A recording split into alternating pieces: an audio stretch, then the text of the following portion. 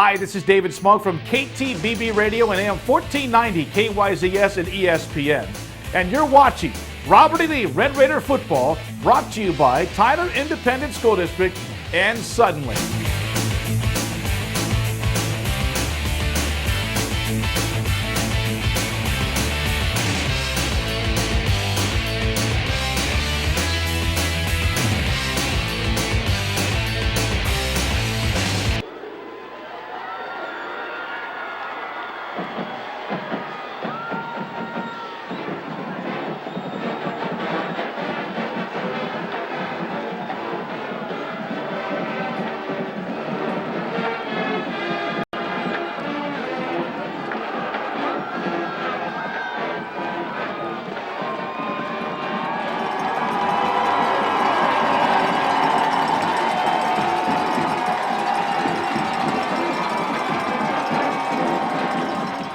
Mike Owens in his 13th year, 11 teams have made the playoffs, 102 wins and 53 losses. This year's team is 6-4.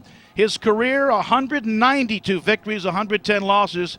And, of course, Lee has been in the playoffs every year except his first in 96 and the year after the state championship in 2005. And I spoke with him about this team, where they are, and the playoffs start tonight against A&M Consolidated, and how the offense turned the tables earlier on after a very tough start, and how now the offense is making plays as much as the defense.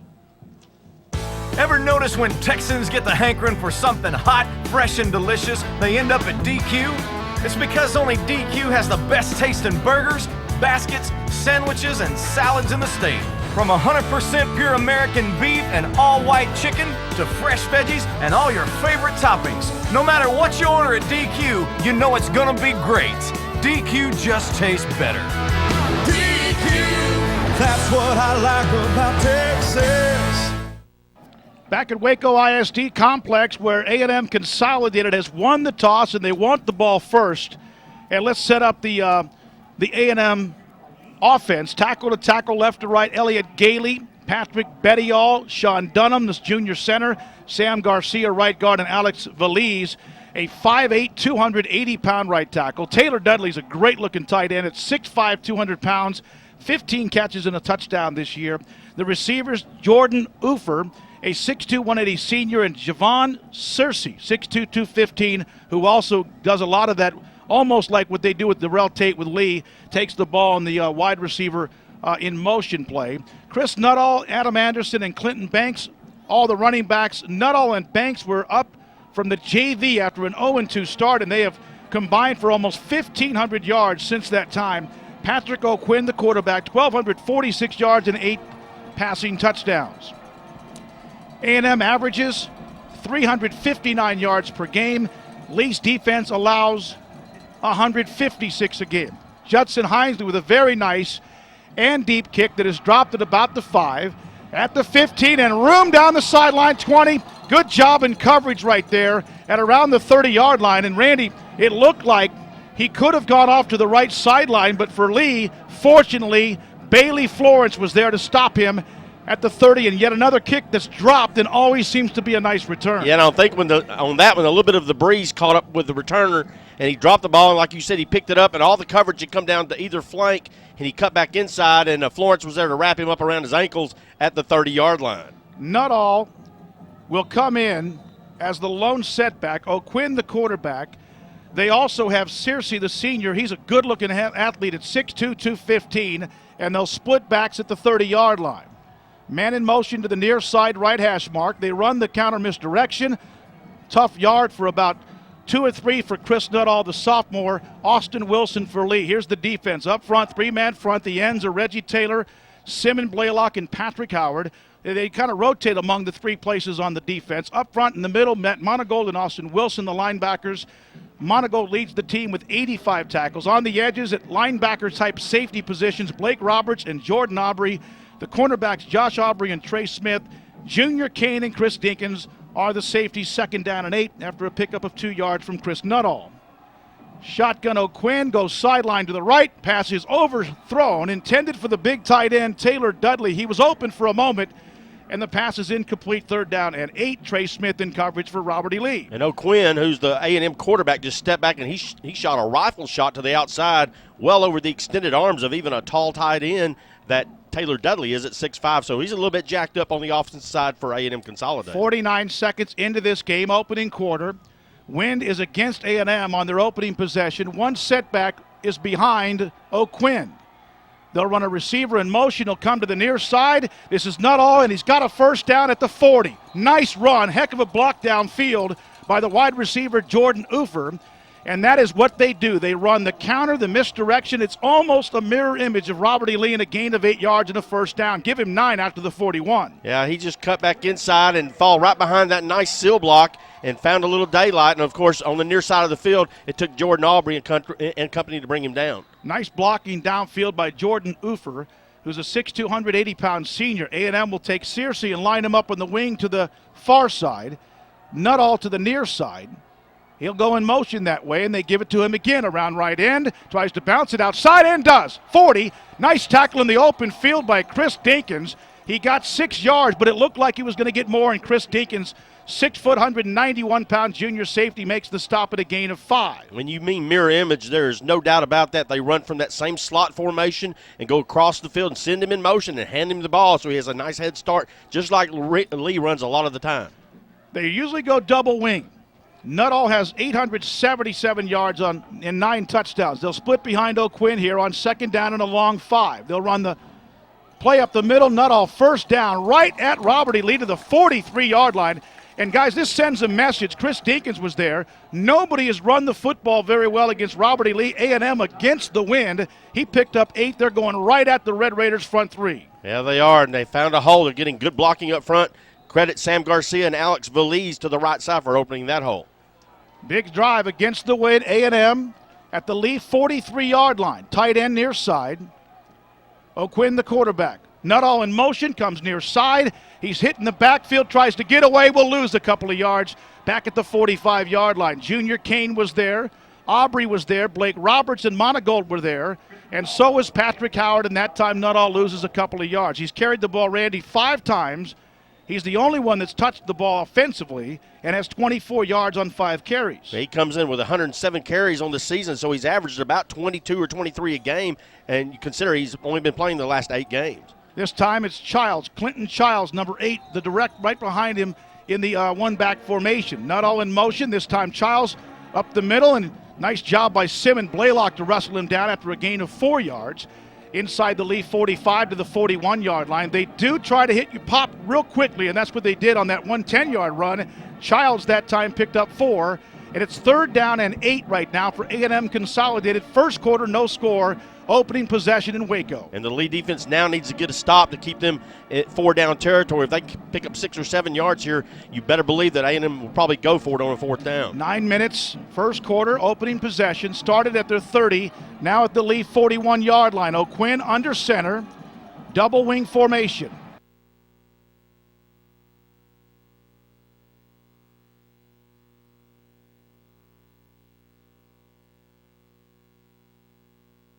Three or 4 at the Lee 37-yard line, and that time Nuttall with a nice play by Austin Wilson didn't get quite what he thought.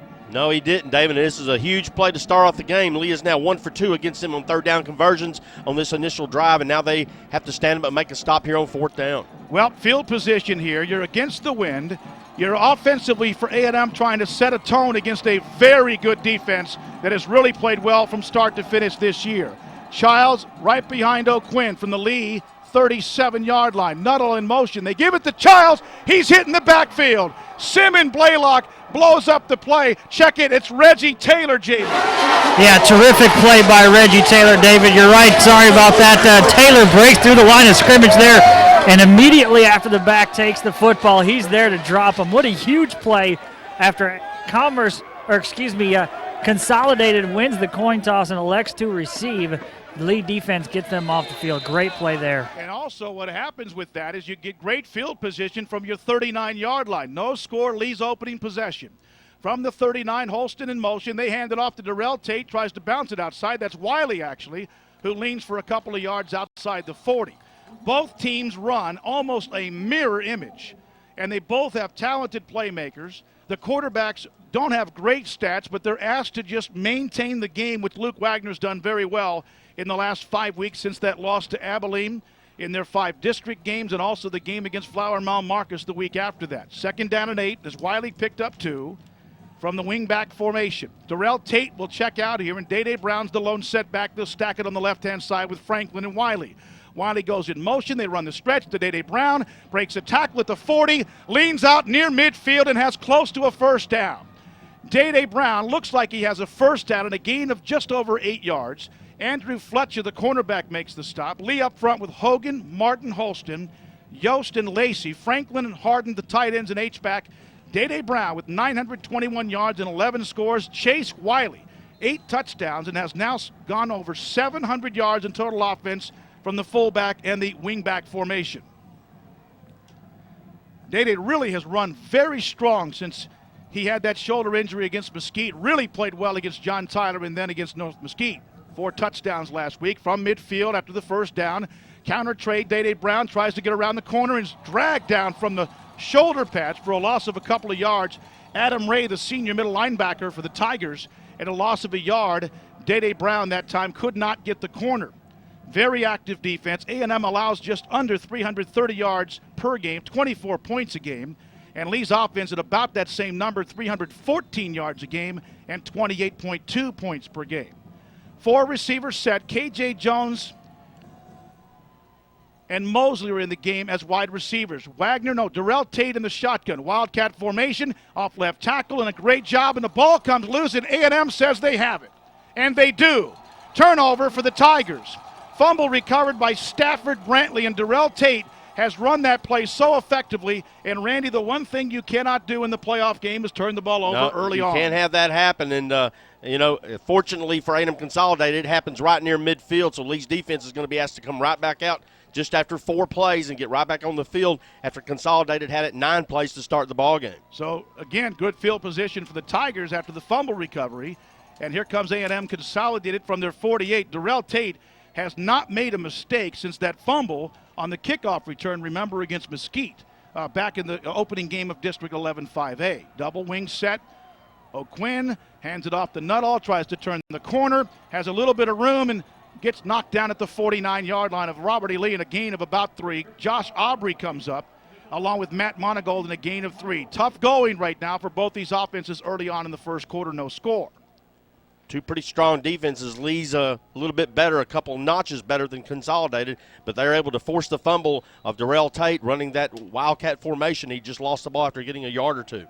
2nd down and 7, just inside Lee territory at the 49 after the fumble recovery. Searcy to the far side. Childs is the lone setback, and Nuttall to the near side. He'll go in motion again. They'll play action pass. This is O'Quinn back to throw. Hit as he throws, and it's intercepted. Oh, they said it hit the ground.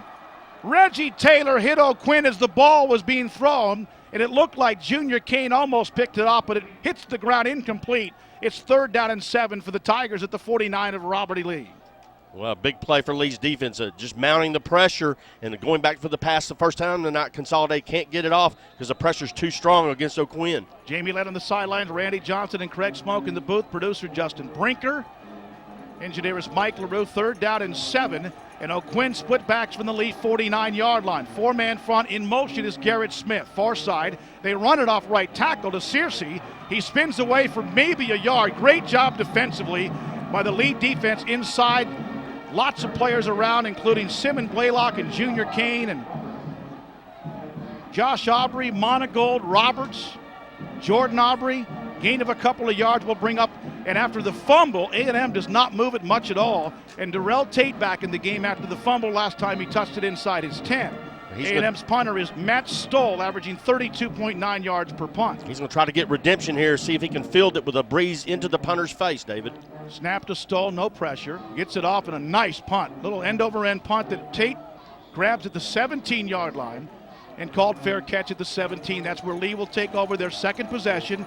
So A&M has had great field position, including their opening drive that went inside the Lee 40, but they came away empty-handed on a 4th down, and then had the ball at the 49-yard line, and again did not pick up the first down. Lee stopping on 3rd down and 7.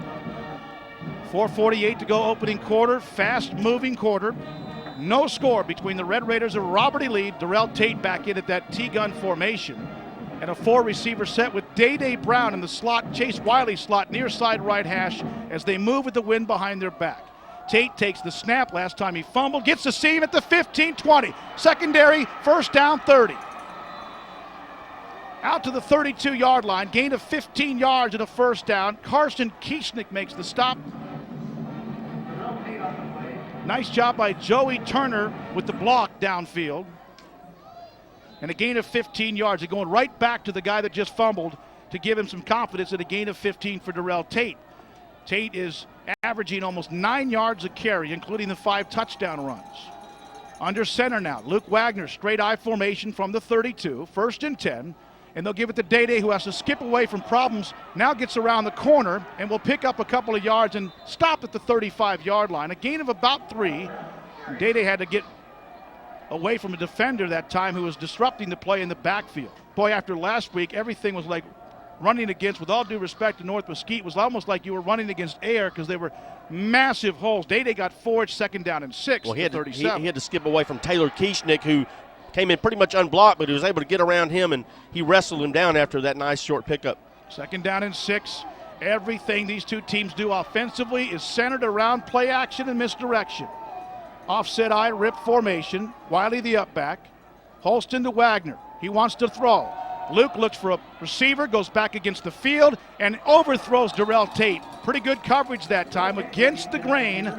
With the wind, he overshot Tate at the 48-yard line. Here's a 3rd down and 6. Robert E. Lee at the 37-yard line. Nice coverage downfield from Consolidated, but great blocking up front, giving the quarterback that time, Luke Wagner, plenty of time to throw the ball. He just threw it a little too hard and out of bounds. Harden comes out for Lee. K.J. Jones is back in. Jones will come near side. Marquise Mosley far side. Day Brown and Chase Wiley again will go in the slot.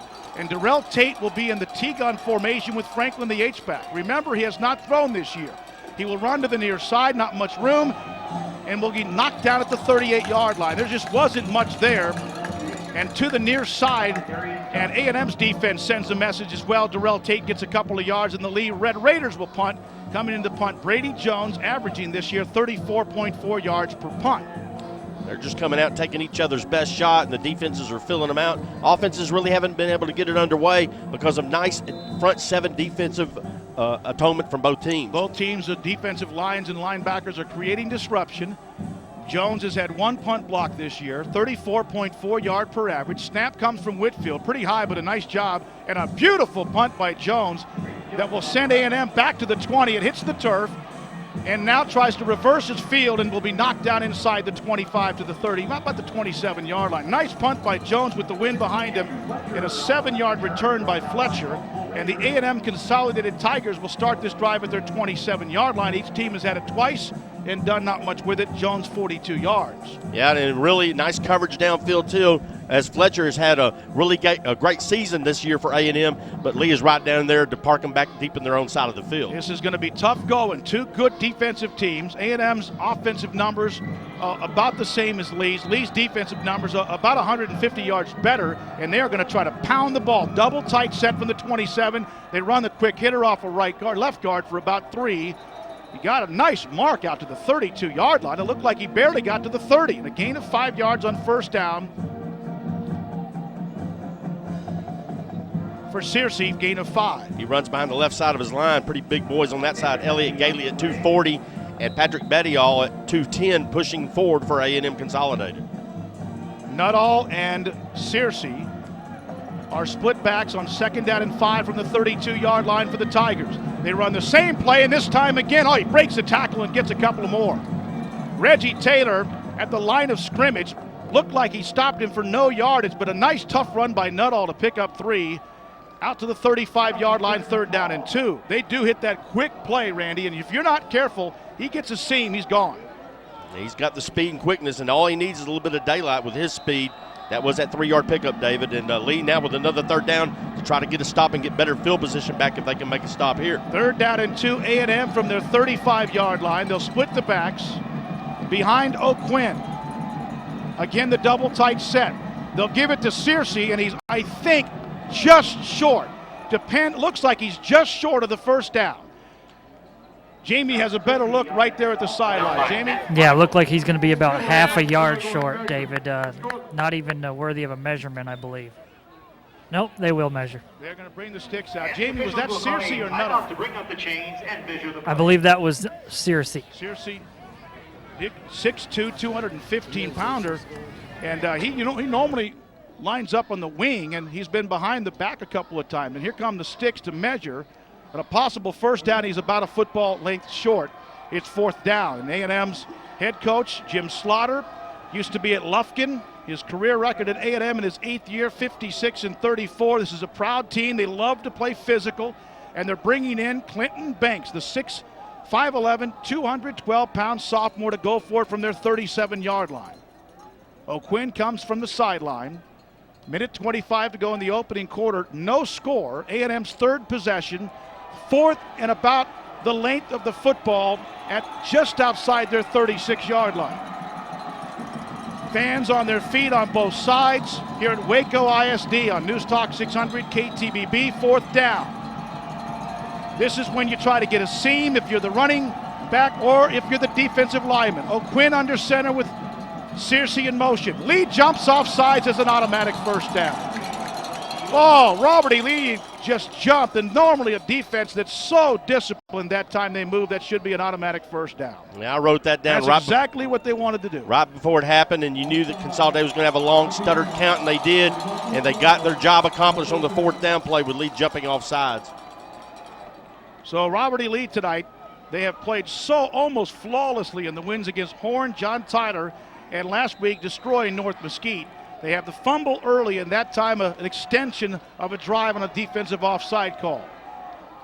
They give it to the up back, gets a couple of yards, leans forward, and I'll tell you what, nobody's run the ball right up the middle, not even Flower Mound Marcus, and he got 6 yards out of nothing that time.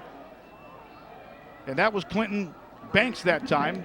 And he got 6, and he was stopped near the line of scrimmage. And this is just a powerful offensive line and a bunch of big running backs. Banks' third carry for 11 yards, fourth carry for 11 yards, and A&M slowly milking the clock. First quarter could be the last play of the first quarter from their 48-yard line, second down and 4. No score. Banks right behind the quarterback. Wing, they give it to Searcy. Here's a flag down. This could be procedure. I think the wide receiver moved a little bit, maybe the left-hand side of the offensive line, Randy. That's exactly what happened, and the official on the near side quickly runs up and throws the flag, and it backs them up 5 yards and really negates that first down run. Well, I tell you what, though, if you're A&M, if you could call, you get the ball to start the game, you've moved it pretty well, you haven't done much with it, but you've moved it.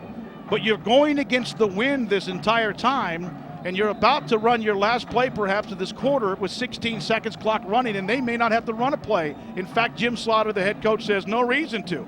They will get the ball to start the second quarter with the wind behind them on second down and 9. At the end of 1, no score. Robert E. Lee and A&M Consolidated. This summer, DQ's the only place you're going to find the new Caramel Chip Cheesequake Blizzard and all your other sweet favorites. Only DQ's got Blizzard flavor treats made with our one-of-a-kind soft serve and cookies, candy, or fruit. Peanut butter parfaits, banana spritz, dip cones, and 5 incredible flavors of mou latte. For the best food and most delicious treats in Texas, DQ just tastes better. DQ, that's what I like about Texas. Back at Waco Independent School District Complex, Robert E. Lee and A&M Consolidated a little slugfest early on with no score. The Tigers with the ball at their own 43-yard line after the fourth down offsides call against the lead defensive front. Earlier today, DeSoto winning, and they thumped Temple 40-14. So right now the district is 1-1. John Tyler is trailing Shoemaker in the third quarter by, I think, a couple of points there, right up the road in Midlothian. And Mesquite Horn was beaten by Copper's Cove last night, 21-7. Second down and 9. O'Quinn with split backs behind him. In motion, Garrett Smith far side. O'Quinn play action, rolls near side, sets up, goes deep over the middle, pass nowhere near the intended receiver, and very nice coverage that time by Chris Deakins and Taylor Dudley, the 6'5", 200-pound senior tight end. And Randy, they took advantage of the wind on the first play. Although with these two teams, again, it's a pretty stiff wind, but not just completely brutal. Right, and a lot of that too, David. They're both just power running teams, and just to magnify the first quarter, 18 offensive plays for A&M to 8 for Lee. Jamie. Yeah, and really the wind, David, if you look up on the press box, the flags there are pretty stout, but down here on the field, the wind doesn't seem to be nearly as much of a factor. Adam Anderson has checked in for A&M. First time we've seen him. He's a senior. And they will snap it in the shotgun to O'Quinn. Sets up, now wants to roll near side. Looks for a receiver downfield at the 45 and steps out of bounds for a short gain of about 3 or 4. Very smart play by O'Quinn, the senior. And that's going to leave them short of the first down. But he didn't want to throw the pick, didn't want to lose momentum there, although a nice thing here in this game, the way these two teams are playing defense, Randy, could be a punt. Yeah, it could be, and of course he'll have the wind at his back, and he's going to try to bury the returner, Darrell Tate, back for Lee, and he may try to put it down inside the 10. If Tate plays smartly and gets away from it, maybe it'll go in the end zone for Lee. 14 seconds into the second quarter, no score between A&M and Robert E. Lee. Back to snap. Here's the snap. Good snap to Stoll. Nice high. Turns it over. And Tate's going to let it hit. It goes backwards. Keeps going backwards. And Lee gets a break right there at the 23-yard line. That could have gone either way. If it goes forward, you're going to get a heck of a nice roll inside the 15-yard line with a 31-yard punt by Stoll. No return in the Lee offense, which has shown a couple of little moments.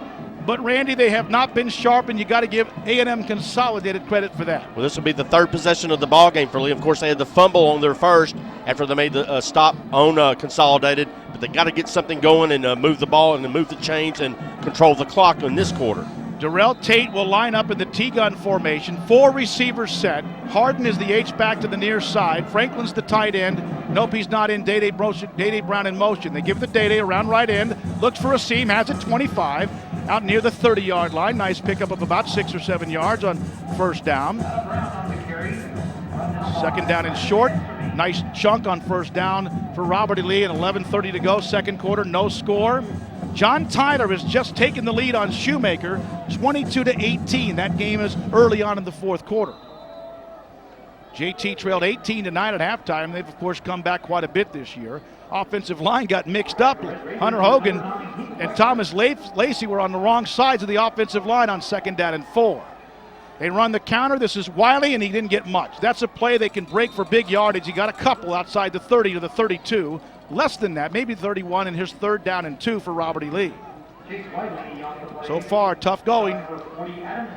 So far, a field position game. And when you have a little bit of breeze, sometimes it might be a bounce of a punt. Lee did turn the ball over on the Darrell Tate run near midfield. Wagner now with straight eye formation. Double tight end set. They snap it. No flag. Day-Day Brown, and he got loose at the 35-40. Foot race midfield left sideline. Stiff arm 40, inside the 40 down to the 37-yard line. It looked like everybody stopped for a second. Day-Day picked up 32 yards. And a big third down conversion for Robert E. Lee. They're 1 of 2 now in the ball game, but it's a great block on the left-hand side. Give credit to Hunter Hogan and Brant Martin, and also Joe Turner with a peel block to open the door for Day-Day and a nice 32-yarder. Everything has come so tough here in the first half that Day-Day kind of stopped for a second when he saw that nobody was there. Nice job by the safety to get over Brantley to save a touchdown. Inside the A&M Consolidated 40-yard line, 1st and 10, and they run the reverse to Darrell Tate. Has a nice block downfield, Martin 30, turns the corner 25-20, right sideline, first down. Now they got a couple of big seams. Nice job by Brant Martin, the left guard, to pull, and a gain of 20 yards for Darrell Tate. Back-to-back nice runs for Robert E. Lee. Shades of last week when they had 22 double-digit runs and 2 double-digit passing yards. Jamie. Yeah, and a great seal block at the right tight end position down here from Doug Franklin, also right at the point of attack. And then, as you guys mentioned, Martin down the field with an absolutely huge block. Triple set, 2 receivers to the near side. K.J. Jones far side, shotgun Wagner. They run Day-Day on the delay. Not much there, and he will be dragged down for a short gain of a couple of yards. 15-yard line, 9 minutes, 54 seconds to go in the second quarter in Waco. Class 5A Division I bi-district game. Robert E. Lee and A&M Consolidated scoreless with Lee at the A&M 15-yard line. And both teams thus far have moved a little bit better, traveling south to north into the breeze. Of course, it's on the ground, and Lee, with those nice 2 runs back-to-back, has put them facing the touchdown in the red zone. Day-Day Brown with Chase Wiley. They call this the Liz formation. Double tight set. Offset eye to the left. Wagner under center, takes the snap from Holston. Counter trade, Day Brown. Skips around and bounces outside. He can turn the corner. He has a first down. He's spun out of bounds inside the 10. And another nice block downfield. Jamie, not sure who it was. Somebody got in the way. Yeah, that was Hunter Hogan downfield, David, to help clear out space to the outside there for Day Brown. Trying to use that speed to the outside, and that one very close to being a horse collar call. So first and goal, Day Brown with a 32-yard run on 3rd and 2. Darrell Tate with a 20-yard run, and that time Day picked up 9. He has 5 carries for 56 yards, and Robert E. Lee will go straight eye right here. Wiley and Brown from just outside the A&M 5 with a double tight set. Wagner under center. Day Brown, right tackle, has a block, he will score. Touchdown, Robert E. Lee. Hunter Hogan led the way for the Red Raiders. And a beautiful block up front, and Day with great shiftiness and great vision dances into the end zone for 6, and Robert E. Lee is on the scoreboard first here in the second quarter. Remember, they had a 3rd and 2, and all of this started again after the defense gave them pretty decent field position after the punt went backwards. And now the extra point attempt by Judson Hinesley, 37 for 38 this year, including 3 field goals. The hold is Joey Turner. Snap comes from Hogan. Snap, hold, kick up, and the kick is good. Our score with 9:05 to go in the second quarter. Robert E. Lee 7, A&M Consolidated nothing on News Talk 600 KTBB. This summer, DQ's the only place you're gonna find the new Caramel Chip Cheesequake Blizzard and all your other sweet favorites. Only DQ's got Blizzard flavor treats made with our one-of-a-kind soft serve and cookies, candy, or fruit.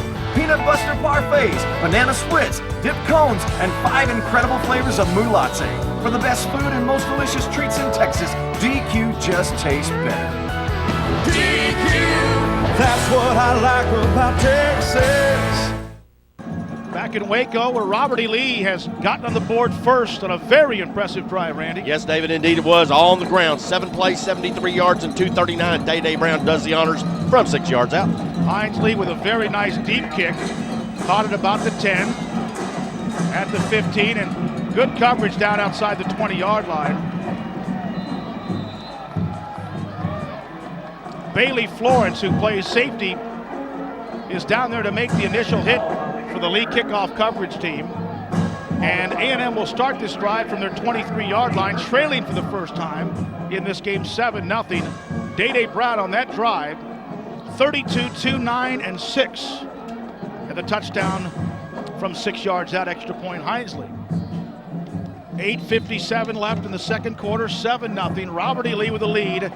And defensively now, they've had to stiffen a little bit, bend just a tad, but not yet give up any big plays. It's a nice formula defensively in the postseason. O'Quinn in the shotgun. They run up the middle, a counter, nice tough run out to the 30-yard line. A&M runs that quick trap, and that's Childs. Austin Wilson was hanging on for the ride in a gain of 6 yards. Yeah, long 6, and he had a little bit of a hole at first, and Wilson hit him at around the 26-yard line, but he drug him 2 or 3 yards before he had help on the backside from Dinkins. 2nd down and 4. A&M continues to do the quick pop misdirection. Don't forget, I'll tell you that in a second. 2nd down from the 28-yard line. They run the reverse to the near side. Nice job by Jordan Aubrey, loses 2 or 3. What a great job to come off the block that time to knock Nuttall down for a loss of 3. There's that great run defense that Lee has employed all year, only averaging about 80 yards a game. And Austin Wilson's a little gimpy, David, but Jordan Aubrey read it all the way, fought through a blocker, and wrapped down Nuttall. Austin Wilson looks like he is down and he is hurt, and he is a playmaker. He may have made the biggest play of the district. Remember, and Lee's trainer now coming onto the field, that's Mandy. And Austin Wilson is down, and this is a critical player. Every one of them is, but early in the year he was hurt. Remember, he had that blood clot in his left leg, or in his leg, excuse me. And Austin Wilson is one of those that Randy Huffstickler, the defensive coordinator, has said where he is at that position, allows them to do so many things with Robertson, Monagold, and Aubrey, and even with Junior Kane. He does get up under his own power. That's really good news. Hunter Glasky, who's played very well, will come in, the senior. 6'2", 200-pounder as Wilson does come off and jogs off the field. Well, it's kind of cold for a cramp. I think he just got a little kink in his leg because he got up kind of limping, favoring the right leg, but he jogs off on his own power with no problem. Probably see him back in the game, if not this series, the next one. Lee with a 3-man front. Umbrella, 3rd down and 7 secondary. O'Quinn, play action. Now rolls, has a little room off to the side. Now wants to throw. Now goes deep. Has a receiver there. Nice job defensively, no flag. Josh Aubrey, the fans on the near side, Jamie, want contact, but he was there perfectly. Yeah, terrific coverage down the field there. Aubrey never turned his head around, but there was not too much contact to keep the receiver from going any which way or any direction. So great coverage down the field by Aubrey. Terrific job by the defensive backfield there, guys. O'Quinn had all sorts of time to throw that football, and Lee's defensive backs didn't let anybody get open. And to top it off, he had Robert shadowing, so he couldn't really run the ball either, Jamie. And Lee with another defensive stop, 1 for 6 on 3rd downs is A&M. Here's the snap to Stoll, the punter. Nice high kick. Hits at the Lee 40 and goes sideways. And another nice bounce for the Red Raiders. With the wind that normally goes with the kick, and that stops at the 43, a 30-yard punt by Stoll. I'll tell you another thing. It's probably a smart thing for Patrick O'Quinn on that particular play to get the ball out of his hands, because Blake Roberts, we have seen them, the linebackers, they make up ground in a hurry. Hey, you're listening to this game in Waco tonight, live on 95.3, thanks to Trinity Mother Francis. They're with you for the journey. Offset eye, Luke Wagner in the quarterback spot from the 43, in motion Darrell Tate from the 43. He'll counter to Wiley up the middle, and he got about 2 or 3 yards outside the 45. Got a good mark, maybe 4 yards. And 2nd down and 6, and Wiley's upset. A couple of players inside. Chase, you got to be careful. No, you can't afford. You got to keep your composure. This is going to be a tight game. That's right. You have to have the discipline to just play football, commanding football. You mentioned Blake Roberts. He is one of the hardest hitters on that Lee defense, and I think they probably saw game film against Mesquite or like that, and he put out a big quarterback early in district play. 6:56 to go in the 2nd quarter. 7-0 lead with the ball at the 47-yard line. Double wing set. Lone setback is Day Brown, under center Luke Wagner. Wagner runs the counter to Wiley, has a little room and sneaks out into A&M territory for about 4 more, and it's 3rd down and 2. Very nice block inside from the right-hand side. Give credit to Lacey and Franklin, and also Nathan Yost with a nice little hole for him to slide through until the linebacker on that side of the field can get to him, and Adam Ray. 3rd and 2, Robert E. Lee at the Consolidated 49-yard line. These two teams put together 2 classic games back in 2002, with Lee winning the game in a quarterfinal round. Quentin Gardner made a big play, and so did Justin Warren on the final drive. 3rd and 2 from the 49. Offset eye Liz. This is Day Brown, play action. Wagner wants to keep. Around the corner, Luke Wagner carries the ball. Holy smokes, Jamie Led. I don't think Luke got the call from the sidelines, and I think that what?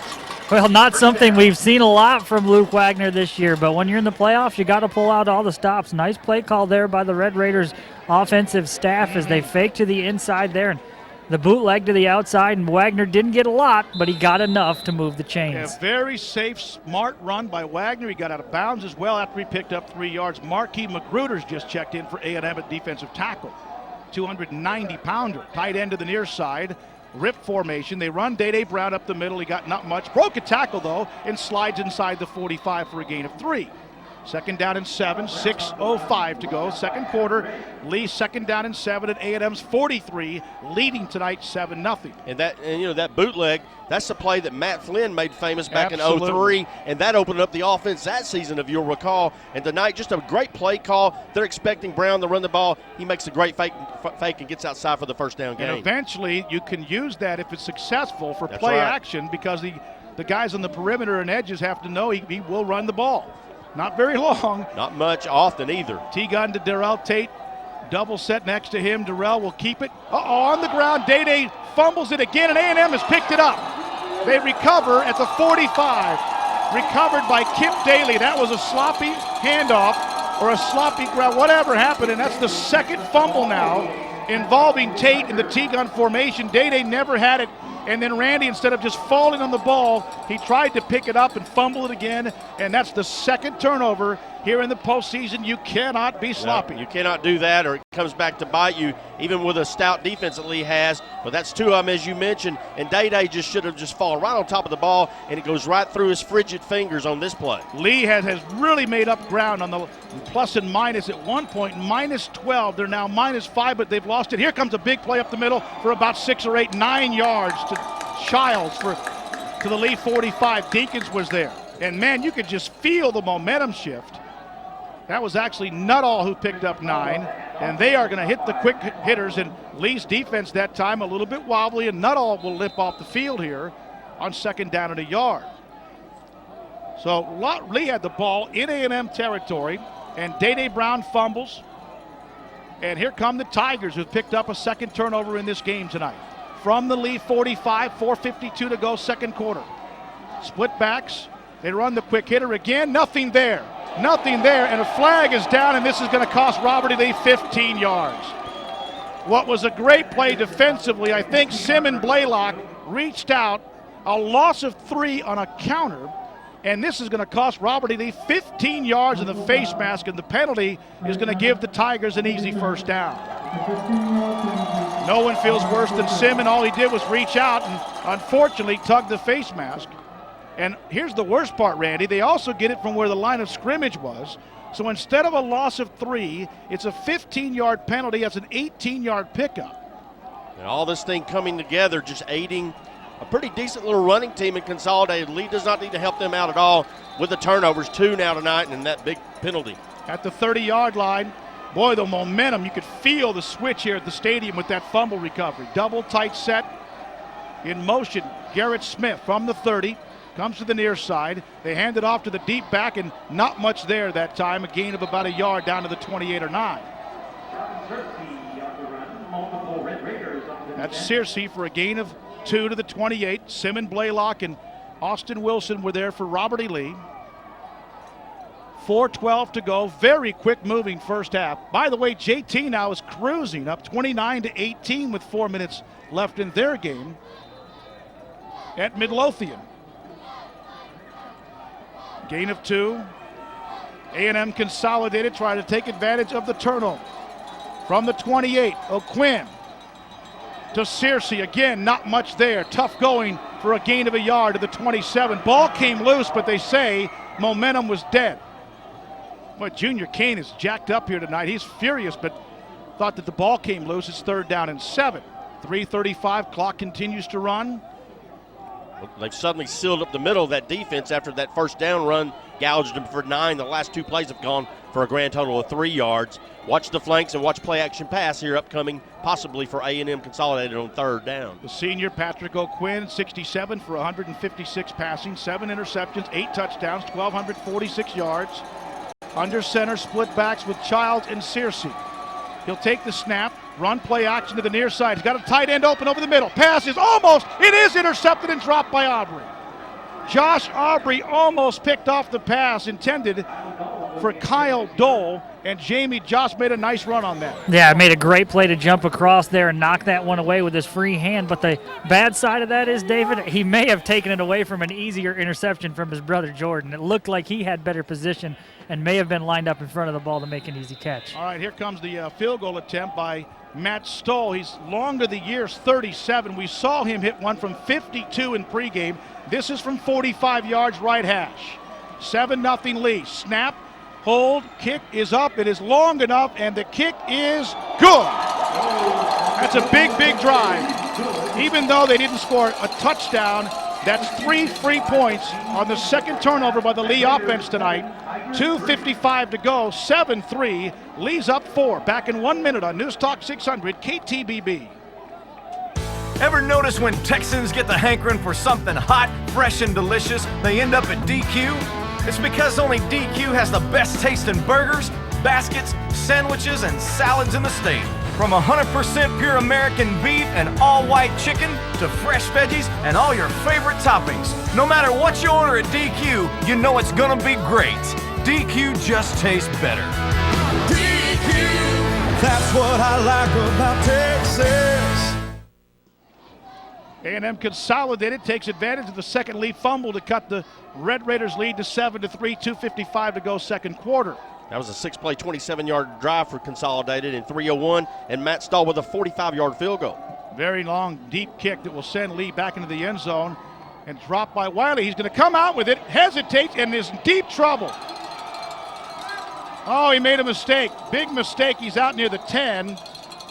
Chase Wiley kind of panicked a little bit that time. Did not need to bring it out. And Lee had two players there, Randy, who tried to stop him, but once he made up his mind, and players have got to know that you know what, you could drop it in the end zone. It's not a live ball. It's a live ball, but you don't have to come out with it. Here's the problem here. Offensively now, with a 7-3 lead, you got to move the ball, because if you have to punt here against the wind, if you don't pick up a first down or two, A&M with their kicking game could be on the doorstep pretty quickly. That's right, and that's just unfortunate. Lee has had that problem now twice this year, and it's cost him. At the 9-yard line, Holston the center with Luke Wagner under the center.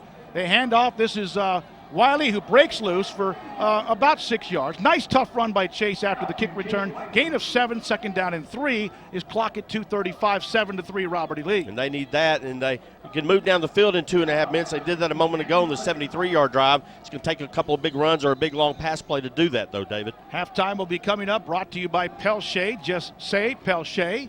Second down and 3, Robert E. Lee here. 7-3, 2:18, clock running. Tight end to the near side. In fact, double tight set. Offset I Liz formation. Day Brown, the deep back. Day right tackle, bounces outside, looks for a block. He turns the corner, 15, sideline 20, and run out of bounds at the 28-yard line.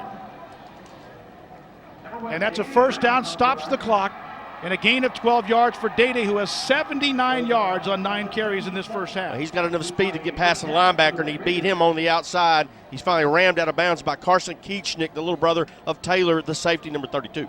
There is a famous Keechnick family. Brooks, the former UT baseball player, played with the Cubs for a long time, but he's from Corpus Christi, and Jim Slaughter coached him when he was in high school down at Corpus Christi. It's possible they're related. Very highly No, they're likely. not. They're not. I asked. Okay. Second down, tight end near side, double wing set from the 28. They run Day Brown on the wing back counter, and he's going to be hit for a loss. No, he got a yard. He's got a couple of yards out to the 30-yard line. Boy, A&M does a very good job. You know why these two teams are good against misdirection? Because they watch it every day in practice. Yeah, they see it every day in practice, and they get to take many, multiple reps against it, and they're not going to bite on that wingback reverse type of deal or misdirection a whole lot. Looks like John Tyler is going to win their first playoff game since 2000, when they made a run to the state championship, Randy. Remember that, when they lost to Katy down at the Astrodome. They got in with Thomas Brooks in 2005, but lost their opening game. Second down and 8 from the 30-yard line. Offset I, rip formation right. Luke Wagner wants to throw. Steps up now, throws, pass, tipped and incomplete at the 40. That was in triple coverage that time. And third down and 8. Clock stopped with 1:20 to go. Pass intended for Darrell Tate. Well, if at all possible, if you're Robert E. Lee, you'd like to retain possession and get something out of this drive, if nothing else, to burn up the last 1:20 and keep their offense off the field if at all possible. And then you get the kickoff to start the second half. Second down, incomplete pass, 3rd and 8, Lee from the 30. Offset I, Liz formation, Wiley near side to the left. Day Brown probably going to run right here. And they run the delay. Day Brown 30, and he's going to be well short of the first down at the 34-yard line. And A&M may want to call timeout right here. 1:09, clock running. Got about 2, that's it. And A&M continues to let the clock run. And they have all their timeouts remaining, and you can hear a couple of fans down below us saying call timeout, but they're not going to do that. And in fact, I think Lee's going to force in fact, the whistle just blew. 20 on the play clock, 47 yards on the game clock. I don't understand that, Randy. Don't understand that at all. Lee could even let this thing go down and then call timeout with the second left on the 25-second clock. So they don't want the ball after all. Well, I'm surprised because the wind is against Robert E. Lee. And now with 2 and 1, they call timeout. So Robert E. Lee ran the play with 1:09 to go. There's 28 seconds now here, and now they'll punt. A&M probably loses about 30 seconds at least. If you get a decent return or you shank the punt against the wind, Randy, they or have you a block great it, better yet, you can pick it up and run it in, and they're probably going to come after Brady Jones on this one, you would think. Well, he has had one block before. 4th and 4. That's not relevant. It's 4th down and 4 Lee at their 20 or 34-yard line with a 7-3 lead. The key here is 28 seconds remain in the opening half. Very stingy game. Both teams really not much at all. Had a couple of decent runs. Day had one for 32, Tate for 15 and 20, and that is pretty much it. Jones, Whitfield is the deep snapper. Britt Whitfield, number 52. The up back is Chase Wiley, the double gun set right behind the center, and A&M is going to bring everything but the return man. Snap to Jones, gets it off. Very nice end over end punt, hits at the A&M 30, bounces right in the air at the 25. He'll come to the sideline, down the sideline, look out, 40, 45, and tackled in the open field.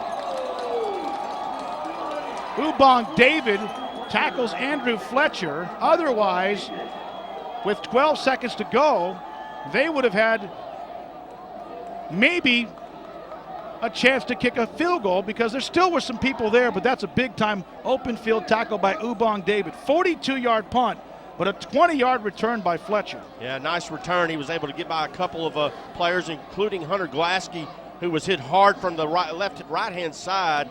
Nice block in there to clear him up and get him another 10 or 11 yards. Patrick O'Quinn, 6'3 senior, the quarterback, 0 for 5 in this first half at this point. 4-man front for Lee.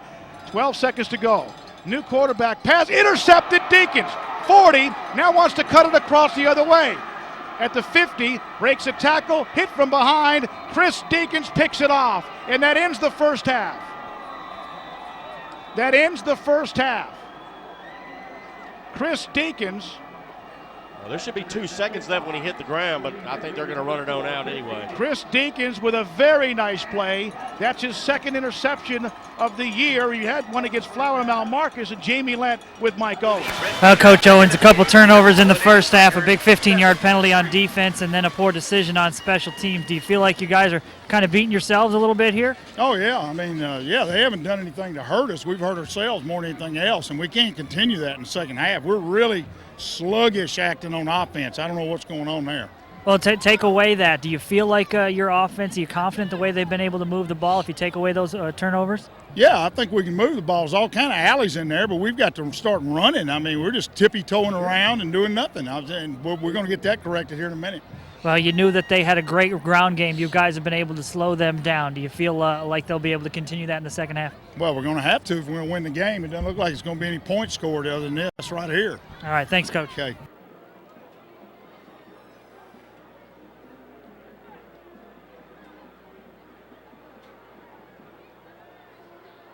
Ever notice when Texans get the hankering for something hot, fresh, and delicious, they end up at DQ? It's because only DQ has the best tasting burgers, baskets, sandwiches, and salads in the state. From 100% pure American beef and all-white chicken to fresh veggies and all your favorite toppings. No matter what you order at DQ, you know it's gonna be great. DQ just tastes better. DQ, that's what I like about Texas. Red Raider Band.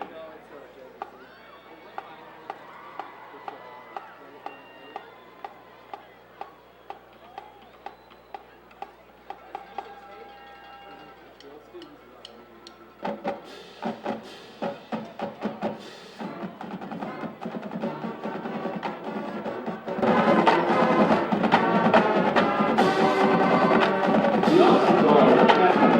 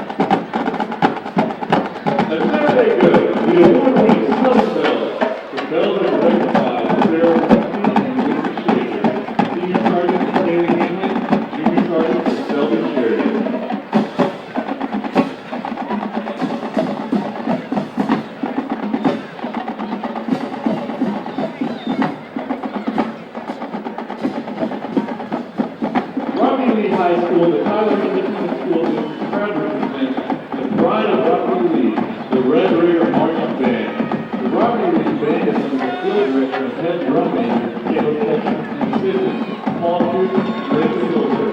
The Red Raider Marching Band is proud to present the 2008 Playoff Spirit Show.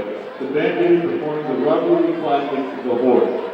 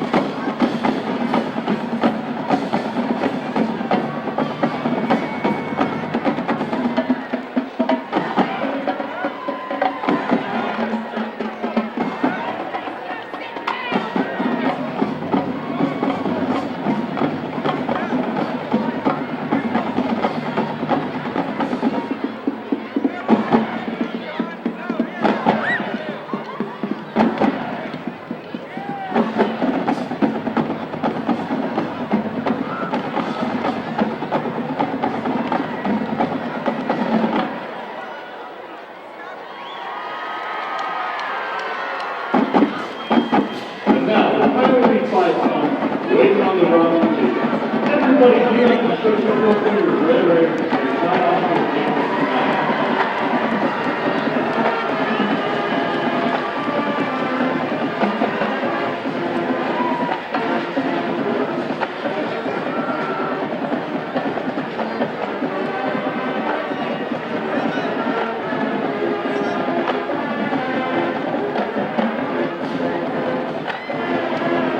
Ladies and gentlemen, the Rodney Lee Red Raider Band, directors are Monica Steele and Jason Boyd, and with assistants from Christy Carlisle, Brian Christopher.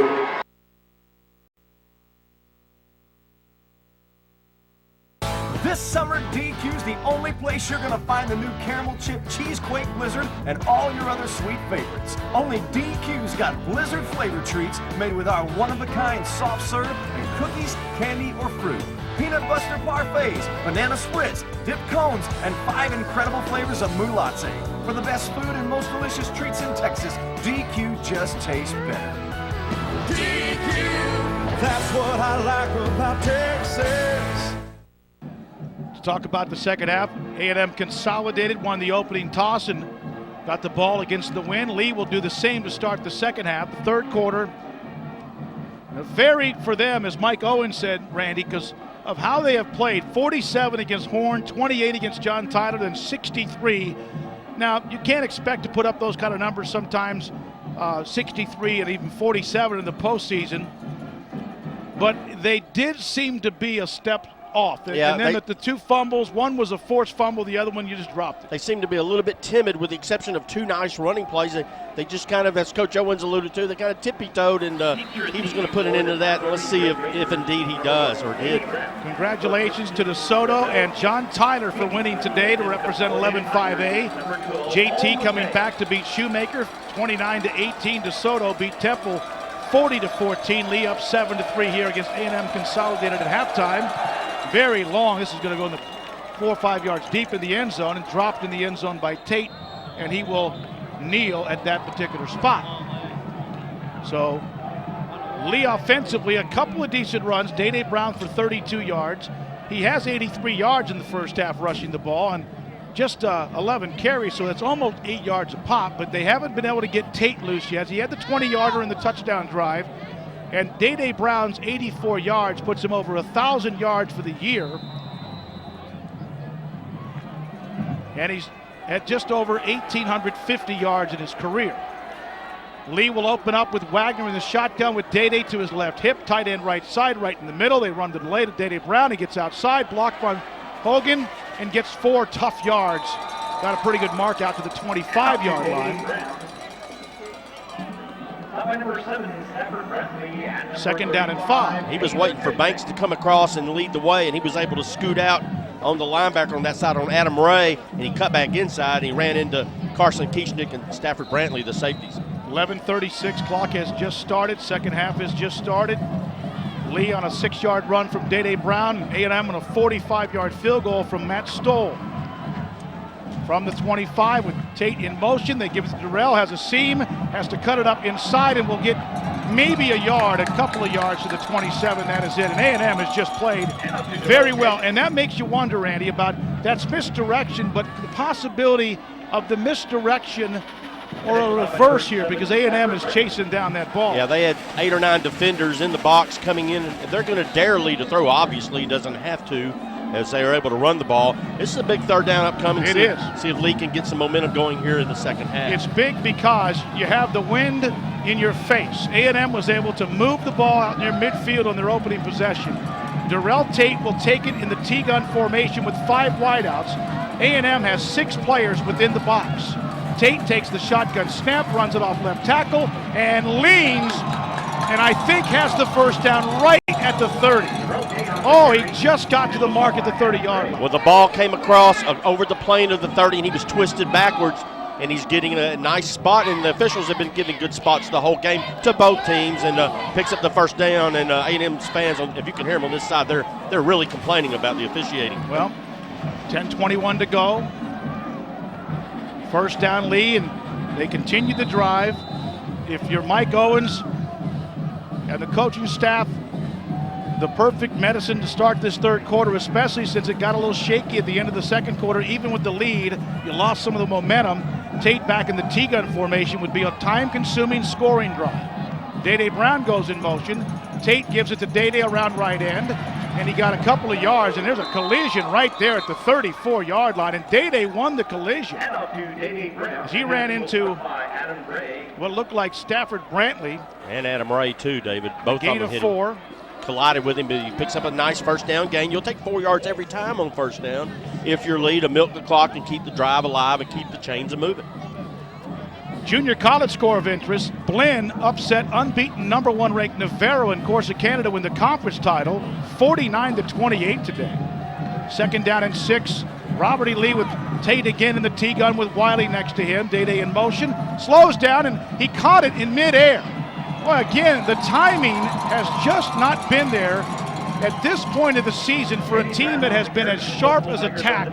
That ball could have easily gone to the ground, and Day was behind the center when the snap came over, and Jamie, that was not planned. Yeah, absolutely not, David. You saw Durrell Tate reaching out to catch the football, and he didn't drop back like it was any kind of fake or anything like that. He just sort of looked over at Day and said, what happened? But boy, that could have been disastrous for the Red Raiders. Well, again, 2nd and 5 right there, and a chance to kind of keep the drive alive, and here comes Wagner to come in a passing situation, 3rd down and 5. Day to his right, 2 receivers far side, tight end to his right, low snap. Wagner, wide receiver screen to Tate, nothing there. Breaks the tackle, but well short of the 1st down. A&M's defense is playing well, playing feverishly on defense, and so is Lee, and that's a big start for the A&M Tigers as Lee comes up 2 yards short of the 1st down, a 3-yard pickup to Tate. That's the first completion for either team in this game. In the game, but it's a nice stop for Consolidated, and they'll get the ball back. Let's see if Brady Jones can keep that 42-yard average up that he's had thus far on his first 2 punts. Pretty good wind in his face. Snap, good pack, good little pressure, gets it off, and a nice punt against the wind. That's a great punt. Fletcher back at his 15, he dropped it, it keeps on going out of bounds inside the 10. What a great punt by Brady Jones.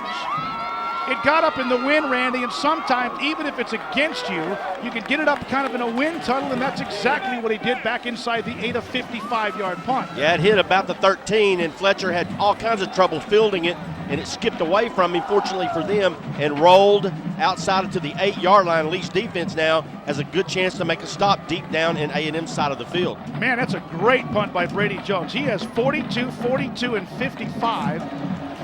His 3 punts so far tonight. O'Quinn, the quarterback, under center at about the 8-yard line. They run the quick hitter, not much there, maybe a yard, and that's it.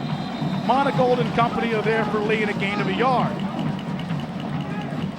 That's Childs that time for a yard. That punt can really spur a defense to make a quick 3 and out. Let's see if Lee can do that here. Let's set it down for Consolidated. Just the type of punt they needed. Brady Jones with a monster punt into the wind. That's Clinton Banks, the sophomore, 5'11", 212. He got a yard. He has 8 yards in the game. Nuttall has 39, but hasn't touched it in quite some time. 2nd down and 9. Childs the lone setback. In motion, they give it to Childs up the middle again. Banks up the middle again, and again not much. In fact, he got nothing that time. And the lead defense fired up Austin Wilson, who came out for that one play. Junior Kane and others. And now 2nd down, make it 3rd down, and really 9 yards, maybe 8 at the 10-yard line. 7-3, Robert E. lead. 6:58 to go, and already almost midway through this opening 6 minutes of the 3rd quarter. 7-3 lead. Full, not quite full moon off in the to the east of us. O'Quinn, the quarterback. 1 back behind him at the 10. In motion, Nuttall inside. They roll into the right side. Look for a seam at the 15, and well short of the 1st down. Ball came loose. Picked up Dinkins at the 5. Touchdown! Touchdown! Robert E. Lee, touchdown! They did not blow the whistle. Jamie, it came loose, and Dinkins picks it up. Well, that's just great effort by the lead defense of running to the ball carrier there. There's 3 or 4 guys that slow him down, pile him up, and then the rest of the Red Raiders come in there and strip it away. Chris Dinkins, Johnny on the spot, scoops it up and gets into the end zone for the 2nd time tonight. Chris Dinkins makes a big play and gets a turnover. Again, he had the turnover at the end of the 1st half of the pick. That ball just hit the ground. It looked like perhaps a concern was there. Had he hit the ground and Nuttall is down, Smith, Dinkins, Aubrey, Wilson, all of them, Randy, were there in the neighborhood. But it was the punt by Brady Jones Absolutely. that set Lee up and a great defensive advantage, and their defense gets a score tonight, a huge one. It could be the play of the game. We're talking about a 55-yard punt. Imagine that, but it spurs them into the lead as Dinkins scoops it around the 12 and dances in untouched for 6. This defense, remember, there were a couple of times this year where even though they were playing well, gave up some plays on 3rd down against Abilene and against a couple of other teams, but they have really played well and have been scoring. Remember the 2 touchdowns against Horn from Monagold and Kane, and the importance of special teams, which at the early part of this year, Randy, was a little shaky. A little shaky, yes. A little shaky, and they gave up the opening kickoff return to Abilene. Here's the play on the replay again, as came around the right end, hit by Jordan Aubrey. The ball came loose. There it is on the grass. That's right. It's a good call. He was not down, and Dinkins picked it up and ran it into the end zone. He's still on the turf. Reggie Taylor also is the one that I think Aubrey made the first hit, and Jamie Taylor's the one that jarred it loose. Yeah, Jordan had him stopped up there, and then Taylor came in and threw a right shoulder into the ball area and knocked it away. Player now just getting up off the turf, but it was Taylor's hit, and it was the 2nd hit that knocked the ball loose, and Dinkins was able to scoop it up and get into the end zone. Nobody else on the A&M side saw that the ball was fumbled, so it was an easy score for Lee. Garrett Smith is the one who's now getting up off the turf. He took a shot, and now Judson Hinesley will come in to attempt the extra point early on third quarter, midway through third quarter. On the fumble return by Deacons, the hold, and the kick is blocked and out to the corner, and now A&M does have it down the sideline, and they could. Franklin tries to stop him, and they knock him down. Well, we just talked about special teams being important, and Randy, that does keep it still a two-possession game, but I'm not sure what happened right there. The one that came in for the block, it looked like it might have been Fletcher, I think, around the near side. He was pretty much untouched, and the ball hit him right in the chest as Hinesley boomed it up. And that had DeSoto written all over it when they ran back the two-point conversion. And the Lee did the same thing the next week against Horn, remember? Yeah, they did. Hadn't seen that in my whole life. I'd heard about it. I've seen it happen a few times as far as watching the games on television, but Lee had an extra point blocked, returned by DeSoto for 2, and the next week they did the same thing with Josh Aubrey. Ran one back. It's 13-3, 6:28 to go, third quarter. Justin Brinker back in the studios, back in 30 seconds on News Talk 600 KTBB. Ever notice when Texans get the hankering for something hot, fresh, and delicious, they end up at DQ? It's because only DQ has the best tasting burgers, baskets, sandwiches, and salads in the state. From 100% pure American beef and all-white chicken to fresh veggies and all your favorite toppings. No matter what you order at DQ, you know it's gonna be great. DQ just tastes better. That's what I like about Texas. Judson Hinesley, who's had his extra point blocked, that's just the second one he's missed this year. 13-3, Robert E. Lee with 6:28 to go, third quarter. Hinesley kicks it deep. Fletcher at about the 10, looks for a wall at the 15, at the 20. Knifes his way loose, 25-30, and almost got into the second level to the 31-yard line. That's a very patient return that time, out to the 31-yard line. And Gilbert Sutton, backup cornerback, makes the stop. Remember, he played very well in the second half when Aubrey was out against John Tyler. First down, A&M will come out in the field down by 10, 13-3 lead on a cold, windy night in Waco, Texas. O'Quinn, the quarterback, back in the game. Switbacks behind him from the 31-yard line. He runs the wrong direction and picks up about 3 or 4. Ball came loose again. Picked up by Lee or not. It's kicked around on the ground, and now it depends on who comes up with it. It was stripped away at the end of the run, and A&M came up with it. That time, Lee's Blake Roberts tried to pick it up. Blake Roberts created it by stripping it, and Lee tried to pick it up instead of just recovering it. If they would have picked it up, they would have scored again. Well, a couple of Red Raiders tried to scoop it up, and I know they're taught better than that. They should go down on the football, but they do not. They try to scoop it up. They had visions of stardom in their eyes to scoop it up and score, but nonetheless, it's going to bring up a second and long after the nice hit by Blake Roberts. Blake Roberts kind of ripped it away. You may have seen that play a couple of weeks ago in the Giants and Cowboys play when Tio had the ball pulled out of his arms, a loss of 7, but Lee should have the ball, but A&M gets it back. Patrick O'Quinn is out, and back in the game is Dylan Ashton. He threw the pick at the end of the first half, under center from the 24. He'll run it. They want to run a halfback pass. He's in trouble, and he's sacked at the 10. Reggie Taylor, man-child.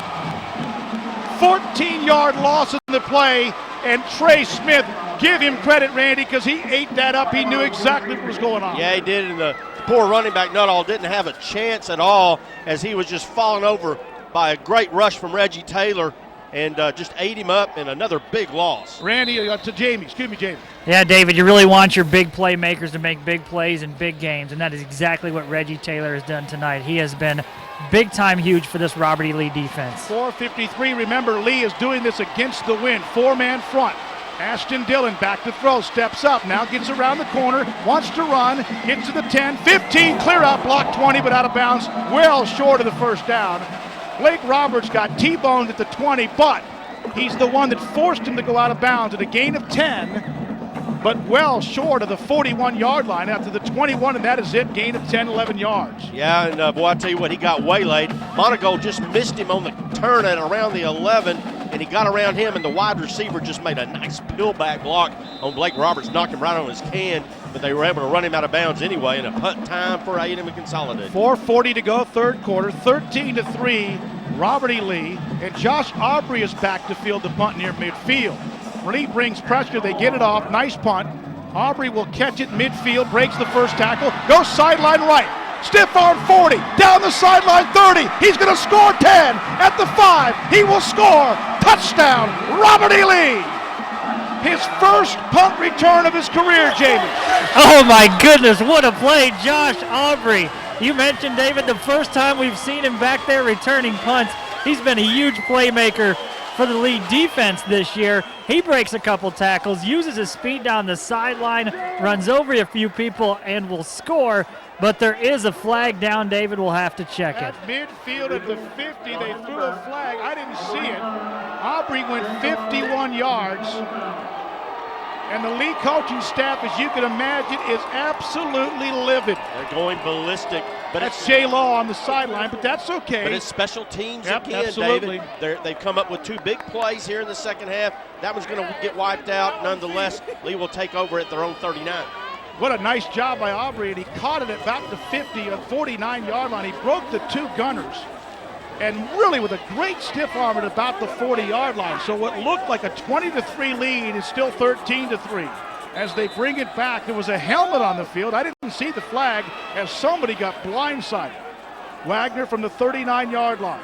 Boy, Mike Owens and the staff are just furious. Day Brown turns the corner, blocked by Martin. Flag is down. This is going to cost Lee another 10 yards. And he did get the I saw Brant Martin or Nathan Yost did turn the defender. Now think about this, Randy. It's 20-3 if you get the touchdown on the return, and now you're going backwards 25 yards and you don't score either. Yeah, two big penalties back to back.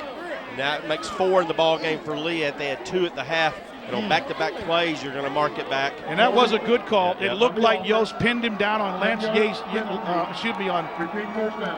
Lance Yost. Oh yeah, Nathan defensive Yost. End on the far side. That was Lance Yancey, who was the one that was being held. So that wipes out about an 8-yard run on first down for Day. He's actually come in the game after that play. So now Lee is 1st and 20 after what they thought was a big-time touchdown from the 30-yard line. Offset eye. This is Wiley up the middle and got nothing. Nothing, maybe a foot or two. Man, what a turn of event that is. And there is another flag, is that right? Yeah, right by the umpire. It's going to be another hold all of a sudden. This is kind of insane, is it not? It's ridiculous. So a block in the back on a 51-yard touchdown on the punt return, holding on Day Brown's 5-yard run on right end, and holding from the umpire. You can't do this if you're Lee. You cannot allow the momentum. They had the game in hand. They still lead by 10, 4 minutes to go. But Randy, they're now at their own 20. He fielded the punt at the 49. Yeah, and it's going to be 1st and 20, 1st and 30 at your own 29 after 3 successive penalties on 3 successive plays. Boy, you take away huge momentum from the 20, tight end far side, right hash. Wagner on the lead draw to Day Brown at the 15 to 20, out to the 25-yard line, and dragged down after a short gain. Got about 8, but well, as you can imagine, short of a 1st and 30. Boy, I tell you, Josh Aubrey's return, and what I don't understand, and Jamie, going to you, is on the return, the flag came from in front of the bench. Was it a bench violation? No, I don't think so, David. I think it was a block against Robert E. Lee. There was nobody but 2. There was nobody there. There were only 2. Again, we didn't see it. We're watching the ball, but there was only 2 gunners who just split. There was nobody in a red and white uniform. Gain of 8 for Day Brown. He's over 100 now. 101 yards on 16 carries. Delay to Day left tackle. He's wrapped up for no gain. And this game's getting pretty intense. I tell you, A&M Consolidated right now almost feels like they've scored. They were down 20-3, and now they have a 3rd and forever. Lee does at the 28 with 2:48 to go, third quarter, but they do. Lee has the ball 13-3. And man, I tell you what, that's a really weird turn of events. And Josh Aubrey, his first touch on a punt return ever, appeared to be one that was a backbreaker for A&M. Chapel Hill, by the way, at halftime, leading their game against Thomas Brooks and Jasper 14-0. 3rd down and 22. Wagner is in the shotgun from the 30-yard line. They'll run the delay. Dede Brown off left tackle, and he's swarmed under for a loss of 2. I have never seen a game where a guy ran back a punt for a touchdown, and the momentum is for the team that's down by 10. Well, that's what happens when you get penalties thrown, and on 3 successive plays, it wiped out any kind of momentum they would have gotten from the return after the flag was thrown on that play, and it just ate them up, and Lee now went backwards after the 8-yard game, and it's 4th and forever. Minute 54 to go. Brady Jones back in the game. He's had right now perhaps the play of the game, despite Dinkins' fumble return, because his 55-yard punt. Can he do it again against the wind one more time? Snap from Whitfield. Good snap. Jones, this time a little bit more of a knuckleball. Caught by Fletcher at the 30. Dropped it again. Tries to pick it up. Hit again. Back inside the 30-yard line. Great coverage downfield. That's John Paul Kane, who has been a special teams phenom this year. A 40-yard punt by James, a loss of 3. John Paul Camp, excuse me, I apologize for that. John Paul Camp, Jr. Kane, the safety, and A&M will start at the 31-yard line. Leo special teams has played really well, notwithstanding the block extra point. They played really, really well here in the second half. It's been the difference in the game was the 55-yard punt. That's another nice 40-yarder tonight. Brady Jones is having an all-district, all-state type of punting game. Dylan Ashton remains in at quarterback, 31-yard line. Under center, hands it off to the deep back, and nothing there. Reggie Taylor, or was that Patrick Howard that time? It was Howard, the big junior, 6'4", 240, 6'1", 240. And that time, nothing there for Big Clinton Banks, the sophomore. And I stated at the outset in the pregame that the lead defense would be the side of the field that could control the tempo tonight, and they've done just that, playing very, very well up to this point. Boy, that punt, the fumble return, and also with the last possession where they got the 13-yard sack. 2nd down and 9, split backs. Dylan Ashton rolls to the near side, got a receiver on the sideline, pass is caught at the 40, at the 41-yard line. That's a 1st down and the first completion of this game, and that's great coverage from Dinkins. But Big Taylor Dudley, a 6'5", 200-pounder, and they pick up 10 yards and a 1st down. That's their first reception of the evening, as you mentioned. And it comes to that big tight end who's caught quite a few of them in clutch situations this year for Consolidated. Now, a couple of things to think about in this game. 13-3, Lee had a chance to pick up that 1 fumble, remember, and didn't get it. 1st down A&M at their 42-yard line, man in motion near side, split backs. Dillon hands it off, deep back, Searcy pulls his way. That's a tough run out to the 48-yard line, and that might end the 3rd quarter. Gain of 6. 3rd down, 2nd down and 4 at the 48-yard line, and that probably will end the 3rd quarter. We've got about 10 seconds on the 3rd quarter game clock as Ashton goes under center. He does take the snap. He hands it off to the up back, and he's got a couple of yards, but a flag is down. On the far side, the line judge threw a flag, and there could be procedure, perhaps a wide receiver, or possibly a formation problem that time on the far side, and that could cost A&M 5 yards. Or does A 1, 2, 3, 4, 5, 6, Lee's got the 11 men on the field. From 2nd down and 4, and now they're talking about at the 48-yard line. This would be a 1st down or close to it at the Lee 48. And the referee tonight, again from the San Antonio chapter, is Ron Isker. It's against. And it's almost as if he's trying to decide whether or not they're going to throw a flag. Again, and hey, by the way, on the punt return, we didn't see the block in the back. There were 2 players right next to Josh when he split them, but there could have been a block prior to that. And now they'll come to the sideline. Legal formation. It took 4 minutes for them to decide whether or not it was a legal formation. And it also was a 5-yard penalty back inside the 45-yard line, and that should end because that's an offensive penalty. The 30, so it's an untimed down, so they will get the ball again because it occurred when the clock was still running. That's a big penalty. If you'll recall, early in the game, the first drive, a penalty cost them on a procedure call, and they had to punt in that situation. And right now, it's a 2nd and 9 upcoming. 2nd down and 9, Robert E. Lee 13, A&M Consolidated 3, and this with no time left in the 3rd quarter, but they get 1 untimed down. Split backs behind Ashton from the 43. Lee jumps, they get back. And now a flag is down from the far side and near side, and I think after Howard jumped, A&M moved again, and that's going to cost the Tigers 5 more. That's the left guard, Patrick Bettiall. He kind of skipped forward, leaned a little much, and moved his body, and the whole lead defensive front pointed at him, and you have to throw the flag, clearly. I'll tell you what, Patrick Howard or Simon Blaylock, I think it was, Jamie. Simon Blaylock did a great job of getting back after he kind of charged across. Yeah, once he got across the line of scrimmage, made sure not to make contact with anybody and quickly got back, and it was right as he was getting back that the left side of the line jumped. Remember now, they almost had a first down at the Lee 48. It's now second down and 14 from their 38 on 2 procedure calls. Snap to Dillon, wants to throw a slant, now steps up. Rolls, now wants to throw. He gets around, but Patrick Howard is there along with 2 or 3 others. Reggie Taylor, Roberts, Howard, name one. In a white jersey. Loss of 2 more, 3rd and forever. At the end of the 3rd quarter, our score, Robert E. Lee 13, A&M Consolidated 3. Back in 1 minute. News Talk 600, KTBB and KTBB.com.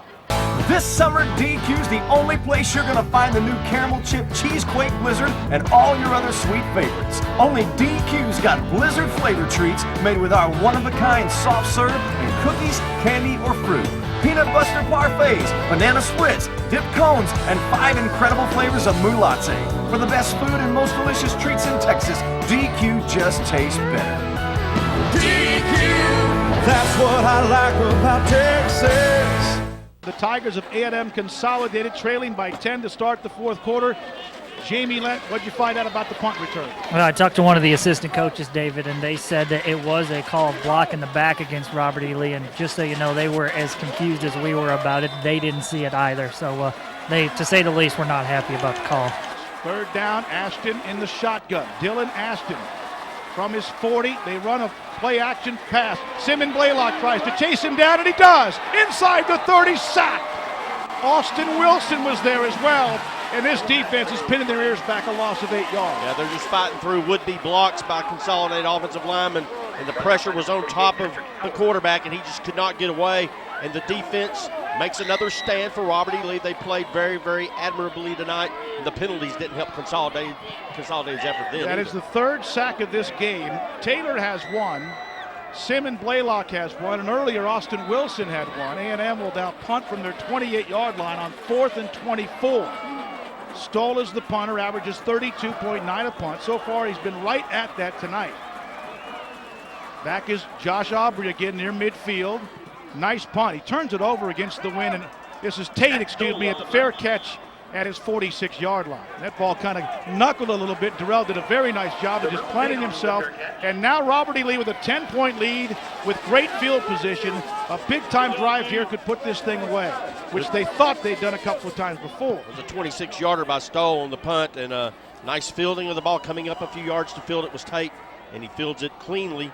And Lee takes over with a great chance to kind of begin to put the nail in the coffin, if you would. Turner goes far side. Day Brown lone setback with Wiley on the wing, along with Franklin H. back far side. Under center, Luke Wagner. Wiley in motion. They give the Day up the middle. Runs right into a gray jersey or a maroon jersey. And if you guys were here, if you're listening on the radio, we're trying to bring you the atmosphere, the ambience, the excitement. Gain of a yard for Day Brown. He's back to 99 after that loss a minute ago. Randy, the jerseys that the Tigers of A&M Consolidated wear are maroon, all maroon, everything maroon, black numbers, and very little white trim. But thanks to Jamie, Craig, Randy, been able to kind of help make most of the calls in this game. Lee wearing those fancy red jersey, red pants and the white jersey. Shotgun, T-gun to Durrell Tate from the 47. KJ Jones goes in motion. They hand it off to Day Brown, delay it midfield, breaks a tackle, and he trips up at the 40. He would have scored.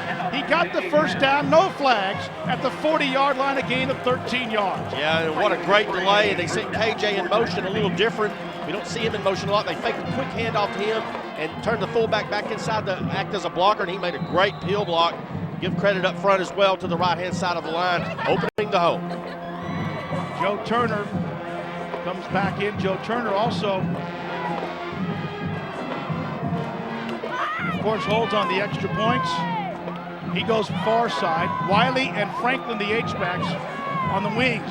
Wiley in motion. They give it to Chase. Looks for a seam. Skips down inside the 40 to the 35-yard line. He got 5. Boy, Chase Wiley this year combined for just over 700 yards offense. Tonight has been held in check. He got 5 there, 24 yards, but he has had some big games this year. Yes, he has, David. And right now, Robert E. Lee controls the clock, has possession of the ball at the 35, and they have the chance now to really put the pressure on Consolidated if they can get points on this drive. 9:20 to go, fourth quarter, 13-3. Robert E. Lee. John Tyler's already won. Double wing set. Wiley in motion, this time Day-Day Brown, right tackle at the 30, breaks the tackle, secondary 25, leans into the safety, 15-yard line. No flags again, first down. 21 yards for Day-Day, and the off stuff now. They're going cutting back now, Randy, to pick up the big yards, 21 yards. We had a nice hold, just a little bit of a seam between Holston and Yost. He danced through there, and he made a great cut on a dime, right, and he just shocked out a middle linebacker on the play, Taylor Kieschnick, and it took Brantley and Carson Kieschnick to bring him down.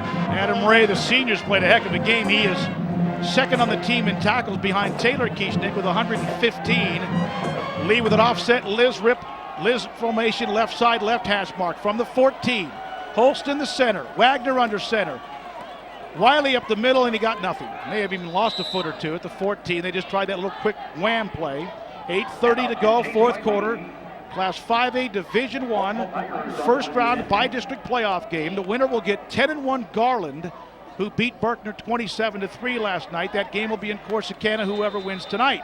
JT next week will play 9-2 Lake Highlands as they came back to beat Colleen Shoemaker in a great second half comeback for Derek Rush and company. They're now 6-5. Second down, Wiley got nothing from the 14. Lee needs points. Up by 10. Franklin the H-back. He stops. Day-Day Brown counter Trey has the corner. Martin pin block. Here comes a flag. Day-Day Brown into the end zone. Penalty mark. Touchdown coming back. And I think it was at the feet of Nathan Yost again. He really got a pin block, a pancake block, but a flag from the head linesman to the near side. And this is going to come back, the third holding call of the second half against the Red Raiders back to the 20-yard line. That's 6 penalties for 65 yards now against Robert E. Lee, and 4 of them here in the second half. Of course, the block in the back on the punt return, and now 3 holding calls, as you mentioned, and Consolidated has 3 of same variety, 15 yards. From the 22-yard line, that is the third holding penalty tonight, all in the second half.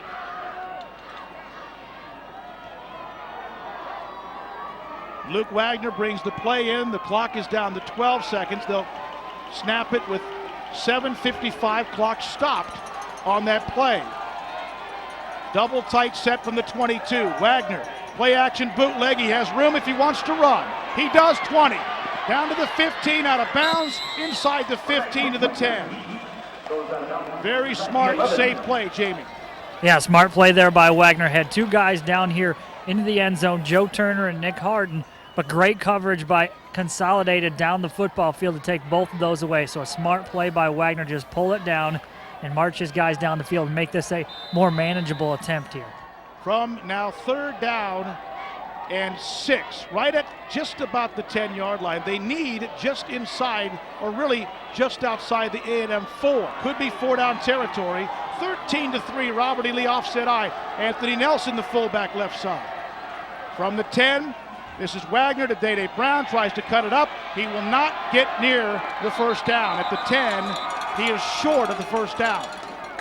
Now they'll bring in the kicking game with Judson Hinesley. Now I want you to think about what has happened here in the second half. If Lee can survive this, up 13-3 right now. They've had a 51-yard punt return called back. They tried to pick up a fumble in which they should have at least recovered, and they lost it when they tried to pick it up. And they've had a 15-yard touchdown from Day-Day Brown called back. But they've also had a 55-yard punt, which resulted in a 15-yard return of a fumble recovery to their advantage. The last time Hinesley kicked it, it was blocked. Turner will get the hold from the 17. Snap, hold, kick by Hinesley, blocked again. Boy, this thing is starting to have some ominous looks. They are wasting opportunities. Blocked by Brandon Easterling, and Lee scores and comes away with nothing. comes away with nothing, and they're allowing the Tigers to hang around, and that's a dangerous thing in a playoff game. That can be very dangerous, and you mentioned it. It's been the penalties that have really wiped out their last 2 scoring opportunities. The holding call, the touchdown play there, and also the block in the back, and then the 2 successive holding calls after the punt return. Boy, this is one of those where you have had a chance to put your foot on someone's neck and snap it. And A&M has the ball again at their 20-yard line.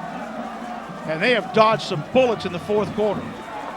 Under center from the 20, a little quick pop, running back for about 5, out to the 25-yard line. It's a very methodical offense, kind of like, not like Marcus. Marcus had the big old fullback and the tailback. Blake Roberts was there to make the stop. Gain of 6 by Childs. He has 15 yards on 8 carries. Leading ground gainer for Consolidated is Nuttall with 29 for 12 carries. Split backs on 2nd down and 4. Dillon, they run the counter trail. Childs first down 30. Out to the 35-yard line. And a little momentum change after the extra point, or the field goal was blocked in a gain of 9. I have said Clinton Childs too many times. That's Clinton Banks, excuse me. 6:20 to go, fourth quarter. Lee will give up the 3 and 4, but A&M is being incredibly patient, down by 10 with the ball at the 35-yard line. There's a counter tray again, and Banks gets out to the 39-yard line for 4 more. Clock is at 6:07. Blake Roberts with another tackle for Robert E. Lee. A 51-yard punt return, wiped out. Touchdown run from Dede Brown, wiped out. Extra point and field goals have been blocked here in the second half. Lee hanging on to a 13-3 lead midway through the fourth quarter in Waco. This is News Talk 600 KTBB worldwide on ktbb.com. And 2nd down and 6 for the Tigers. From their 39, Dillon confused in the backfield and sacked by Blake Roberts. He ran into his own player. They tried to pull both sides, Randy, of the offensive line. They ran right into each other, a loss of 9. 4th sack for the Lee defense. Yeah, it's at least the 5th negative yardage play here in the second half that the defense has provided. And Lee's riding their backs right now. They're doing their best to make a statement to back them on up, and another big 3rd down coming for Consolidated, and they are 1 of 10 tonight. 1 of 10. Remember now, they tried to throw the wide receiver flea flicker earlier this game, and they were sacked. They tried to do that in the quarterfinal game in 2002. Dillon back to throw. Sideline slant, nobody's there, incomplete intended for Jordan Ufer, the senior, and there was nobody there. Good coverage by C.J. Johnson, and A&M with 4:53 to go, down 10, is at least for now bringing on their punt team. That's another great job by the defensive Robert E. Lee against adversity. They're coming up strong when they need it the most. They played just a very great game tonight, with the exception of just a few plays and a drive or two where Consolidated has any offensive motion. Lee's defense has ruled the roost. Matt Stoll, the punter, from the 30-yard line with the snap. Snap to Stoll, no pressure, gets it off. High, lazy punt. Tate will let it hit it, and here's a flag. Is that all? It's going to bounce deep into Lee territory, plus a flag, which could be a block below the waist and could cost Lee 10 or 15 yards. As a player hurt at the 40-yard line for A&M. Oh, the special teams, which looked so spectacular when the Brady Jones punt, 43-yard punt, a 21-yard roll, plus a penalty that could knock Lee back deep into their own territory with 4:41 to go in a 13-3 lead. Man, they are making a laundromat out there right now for Lee against the. You just got to be patient there. You can't make it tough on yourself, and they're continually doing that with all the holes and the blocks below the waist and the blocks in the back. And here we go. Official, the referee, San Antonio chapter, holding. Another holding call. It's against A&M. Wow. And if you're Robert E. Lee, I don't know here. Do you make him punt it again? Because you had the ball trickle down 21 yards, even though you have the ball. Or do you add 10 yards to the end of the return? If it's taken from the spot of the yard spot. No, it's taken from where the ball ended. So they may not have a choice then. Lee would either wave this off or get 10 yards added on. Have you ever seen holding after the ball was in the air against the punt team? Never seen that before. Rarely, if ever. But Lee will take the ball. Defense gets the ball back at the 27-yard line. Luke Wagner tonight has more rushing yards than passing yards. Day Brown has 134 yards rushing. And he's also had about 20 yards called back, including the touchdown. So here's a huge drive for both teams with Lee up 13-3. 4:41 to go, fourth quarter. Lone setback is Day Brown. They run the stretch to Day off left tackle, looks for room, and he's going to be dragged down from behind, a loss of a couple of yards at the 26. And A&M knows defensively they cannot give up a first down here. Yeah, it's a key time for them to try to make a stop themselves and have Lee punt it right back to them and try to get their offense or make a play defensively to stymie the Lee offense and get something to happen on their side. Second down and 11. Robert E. Lee from their 26-yard line. Day Brown tonight has had some times where he's been hitting the backfield, and the one fumble that was really very dangerous at the end of the first half. Lee offense breaks the huddle with 10 on the play clock. 4 minutes exactly left in this fourth quarter, up by 10. Double tight end set.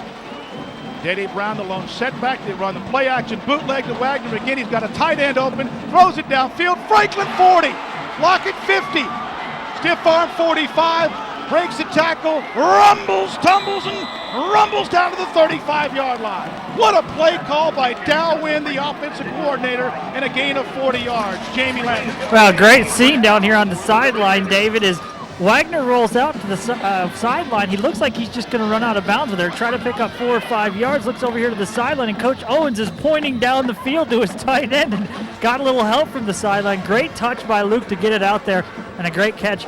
Run after the catch by Franklin. Franklin had the 47-yarder, 60-yarder, last week, remember, when he broke some tackles after the face mask penalty against North Mesquite, and that also flipped field position.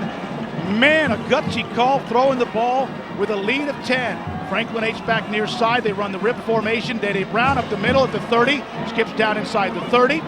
No flags, gets 7 yards down to the 27-yard line, and now 3:06 to go in this one, and Lee trying to milk the clock, protect the ball, and try to get to that second round along with DeSoto and John Tyler from 11-5A. A nice run up the middle. He falls behind Brant Martin and Holston, the center and guard and center respectively, and he just knives through and finally gets him hit in the secondary by Adam Ray. Defensive slugfest tonight in Waco. Next week, if this in fact holds up, we are hoping that it will be a doubleheader in Corsicana, but still some work here. Second down and 2 after the pickup of 8 from Day Brown. From the 27, counter trade, Day's eaten up for a loss of 2 or 3. And then they toss him down like a dish rag at the end of the play. That's easy to do. Day weighs about 150. Loss of 2 yards. He's now at 137 yards on 22 carries. And very slowly, Randy, if you look at the stats, no one's thrown the ball except that one to Franklin, really. Lee now has just over 215 yards rushing, and they've done it in spurts tonight. Yep.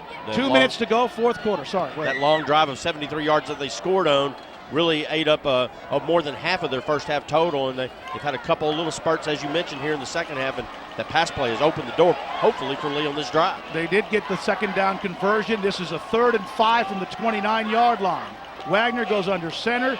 Nelson White, he's got room in the corner. Day 30, cuts it back inside the 25. First down, Robert E. Lee. And a fist pump from Doug Franklin. And Anthony Nelson throws a big seam block for a gain of 7. Nick Harden with a nice seal block as well. That's a nice third down conversion. Lee is now 4 of 9 on the evening. A lot better than the 1 of 11 that A&M has produced, but that's thanks to Lee's defense. A&M, remember at the end of the first half, when it was 7-3, Lee was punting from their 25-yard line, and they had 3 timeouts remaining, did not use them, and eventually just wasted the last minute and 20 seconds of the first half. Lee with 1:15 to go here. Offset I Liz formation. Day Brown dots the back. Anthony Nelson up the middle, and he kind of churns for a couple down to the 20. Clock now at 100:05 to go, and A&M is just going to let the clock run, Randy. They have 3 timeouts remaining. Yeah, at some point you have to stop the clock. You have to stop the offense. This is the fourth quarter. This is your season. This is the ball game, and if Lee gets one more first down, that definitely does it, no matter if they use all their timeouts. Well, you also, if you're Robert E. Lee here, if A&M, it's second down and 8 from the 20, even though they're giving up chunks, you got to extend the game as long as you can, but I guess what Jim Slaughter's thinking with a 10-point lead. Luke Wagner tight end Harden to the near side, who just had the nice block from the 20. 30 seconds to go in the fourth quarter. Lee trying to summarize a very nice stretch. Day Brown breaks a tackle inside the 15, first down 11. That will do it. That will do it. And with 21 seconds to go in the fourth quarter, Lee has the ball. First down at the 11-yard line. Jamie Day-Day's really run very physical the last 4 weeks. Yeah, you're exactly right, David. We've all known about his quickness and his cuts and moves and all that, but he runs strong, and he's harder to bring down than you would think for as small as he is. So Robert E. Lee, the clock running, they do not have to take another snap, and I'm telling you guys, they have overcome a lot here, including some mental mistakes, 2 fumbles, down to 6, and for the second time, Robert E. Lee has beaten A&M Consolidated in the postseason.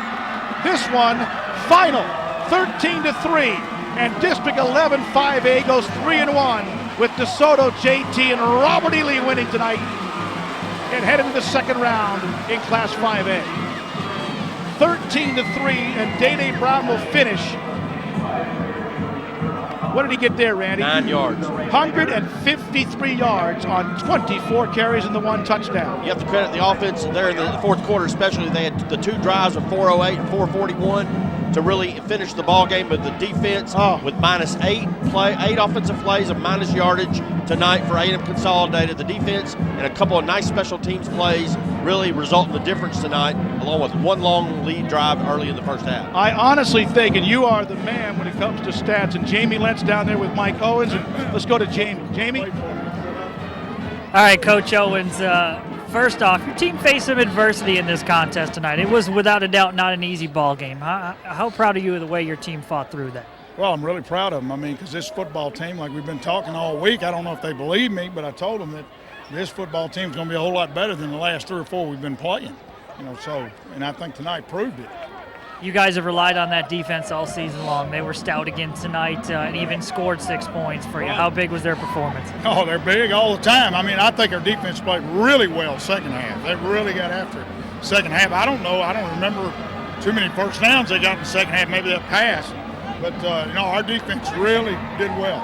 You guys were really hurt by some turnovers and penalties tonight. How concerned are you with those areas? Real concerned about that. I mean, we act like we don't even know we're doing it, you know, and when I can see them, then I know we're doing it, you know, so we got to get some guys straight. I mean, we're 12 weeks into the dadgum season, and we're still doing just silly stuff. You played probably some of your best football this season, the last 3 games of this season. You play a tough team here, and you advance to the second round. You still feel like this team has some better football ahead of it? Oh, yeah, a lot better than tonight. You know, I know we can play better than that, you know, but, of course, we're playing a lot better defense, too. I got to give them credit for that. They're a lot better team.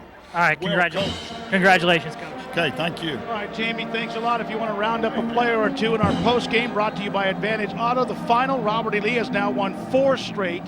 They had a nice streak after the DeSoto game where they beat Mesquite-Horn 47-13, John Tyner 28-12, and then last week 63-10 against North Mesquite, and tonight 13-3, another double-digit victory over A&M Consolidated. And we'll have some interviews with Jamie in a moment. One note for Jamie Lent. A&M Consolidated ended up with well under 100 yards in total offense tonight, and minus yards in the second half. Minus yards in the second half. As Reggie Taylor and the defense, led by all sorts of great players, came up with many negative plays. Robert E. Lee has gone into the second round the first 5 years that they made the playoffs under Mike Owens. Then it was semifinals, then quarterfinals, then state championship. Then missed a year, second round in 2006, won it out last year, but not this year, as they will play a great team out of Garland next week. 10-1 Garland now is what we think is a doubleheader. What we think is a doubleheader between Lee and Garland in the afternoon, John Tyler and Lake Highlands in the evening. And if that's the case, we'll bring you that doubleheader. Ever notice when Texans get the hankering for something hot, fresh, and delicious, they end up at DQ? It's because only DQ has the best tasting burgers, baskets, sandwiches, and salads in the state. From 100% pure American beef and all-white chicken to fresh veggies and all your favorite toppings. No matter what you order at DQ, you know it's gonna be great. DQ just tastes better. DQ, That's what I like about Texas. Thanks for watching Robert E. Lee Football, presented by TISD and Sunlink Media.